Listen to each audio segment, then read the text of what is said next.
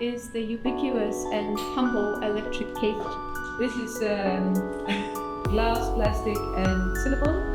Yeah, 80% of the product is vegan, which I guess is a lot in regards to And there is human rights issues, environment deforestation and stuff happening, so it ain't sustainable. But then again, we have human rights issues, so you would eat some, you lose some. They do a lot of giving back.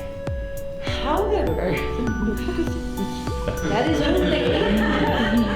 only if you look at a very small part of the chocolate, designed in Australia and made in China.